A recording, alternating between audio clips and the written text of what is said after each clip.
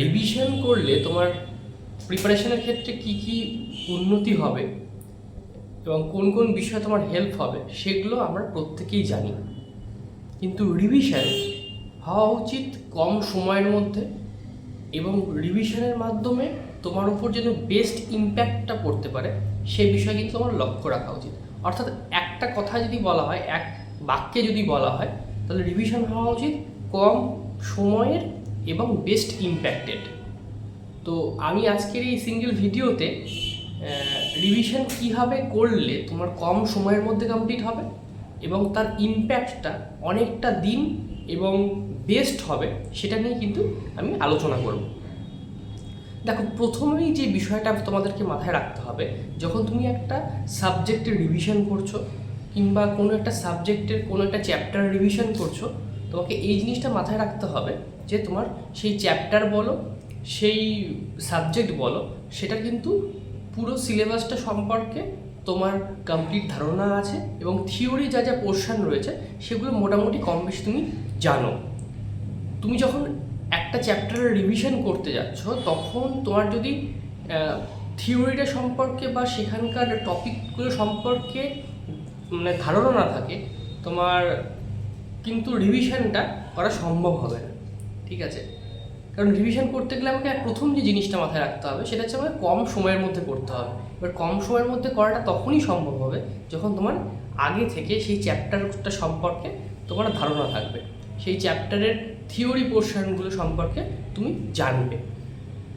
তো কম সময়ের মধ্যে কীভাবে করব রিভিশন, আমাকে কম সময়ের মধ্যে করতে হবে। প্রথমে একটা মাথায় রাখতে হবে একটা বিষয়, যে তুমি যখন প্রথম চ্যাপ্টার ধরে ধরে শিখছিলে, ধরো অ্যারিথমেটিকের কথা বলছি আমি প্রথমে, ঠিক আছে? এই অ্যারিথমেটিক টপিকটা দিয়ে বললে তোমাদের বুঝতে এবং রিলেট করতে সুবিধা হবে।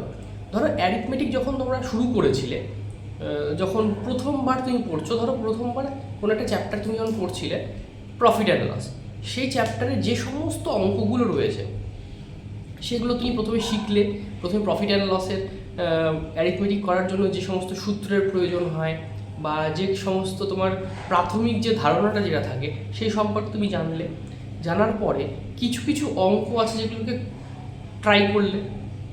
তুমি ধরো কোথাও কোনো টিচার বলো বা তুমি কোথাও অনলাইন ক্লাস বলো, অফলাইন ক্লাস বলো, যেখানে তুমি ক্লাসগুলো করে শিখছিলে সেখানে তোমার কিছু অঙ্ক দিয়ে দেওয়া হয়েছিল যে এইভাবে করতে হবে, এই ধরনের অঙ্ক আসতে পারে এই চ্যাপ্টার থেকে, করলে এইভাবে আমি করব। তো সেই বেসিক যে অঙ্কগুলো বা যে প্রবলেমগুলো তোমাদেরকে দেওয়া হয়েছিল, ঠিক আছে, সেগুলোকে কিন্তু তোমায় প্রথমে দেখতে হবে, সেগুলো তোমায় করতে হবে একবার করে। তুমি যখন করলে তাহলে তোমার সেই চ্যাপ্টার থেকে যে সমস্ত প্রবলেমগুলো আসতে পারে সেই টাইপটা তোমার একবার দেখা হয়ে গেল।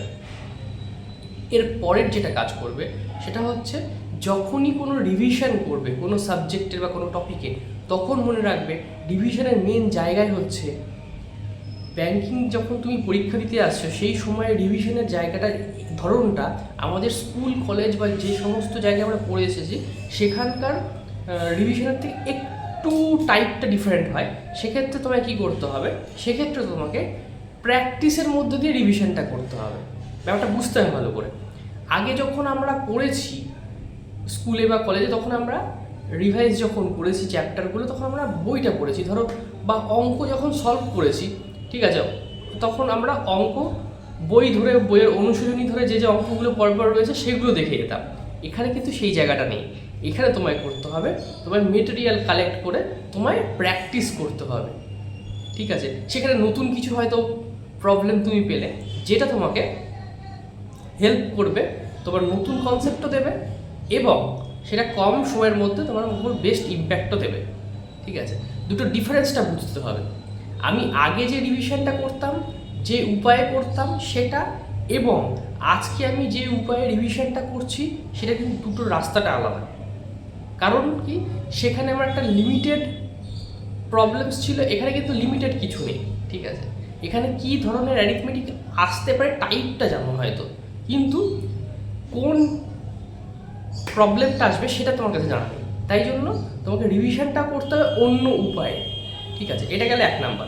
2 নাম্বার হচ্ছে কি, রিভিশনের ধরনটা কিন্তু সাবজেক্ট ওয়াইজ কিন্তু ডিফারেন্ট হবে। যেমন তুমি ম্যাথমেটিক্সের বা রিজনিংয়ের যেভাবে তুমি বা ইংলিশের তুমি যেভাবে রিভিশন করছো, ঠিক আছে, সেটা কিন্তু কারেন্ট অ্যাফেয়ার্স বা জিএতে কিন্তু হবে না, বা ব্যাঙ্কিং অ্যাওয়ারনেস হবে না।